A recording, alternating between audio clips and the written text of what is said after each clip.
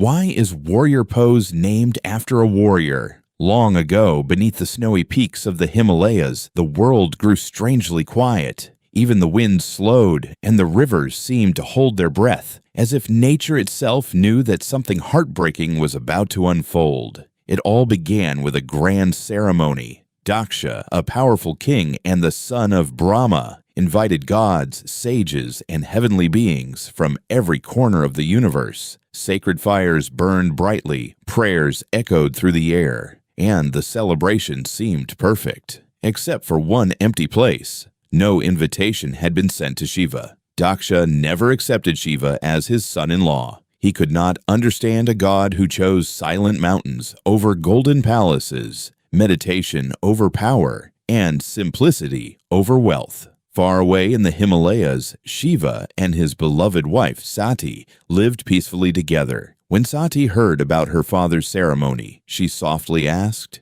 "May I go?" Shiva gently replied, "Those who are not welcomed should not force themselves to enter." But Sati believed that a father's heart could never truly reject his own daughter, so she went alone. When she arrived, no one greeted her. Instead, she heard cruel words spoken against the one she loved most. Her heart broke. Closing her eyes, Sati entered deep meditation. Then, with unwavering resolve, she stepped into the sacred fire, choosing death rather than witnessing the humiliation of Shiva. The world fell silent. Far away, Shiva felt everything. His grief shook the mountains. Dark clouds covered the sky. Lightning split the heavens. In unbearable sorrow and righteous anger, Shiva tore a lock of his matted hair and hurled it to the earth. The ground trembled. A blazing flame burst into the sky. From that divine fire emerged a mighty warrior. His name was Virabhadra.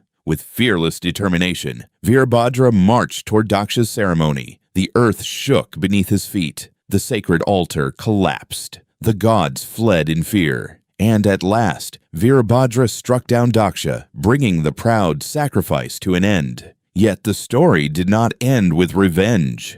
The gods pleaded for mercy. After a long silence, Shiva's anger faded. Unable to restore Daksha's lost head, he gave him the head of a sacrificial goat instead. Humbled at last, Daksha bowed before Shiva and realized the cost of his pride. Centuries later, yogis remembered the warrior born from love, grief, and unwavering devotion. They named this posture Virabhadrasana, the pose of Virabhadra. So the next time you stand in warrior pose, remember that it was never meant to symbolize anger. It is a reminder to stand with courage, protect what you love, and move forward with unwavering purpose. One asana, one story.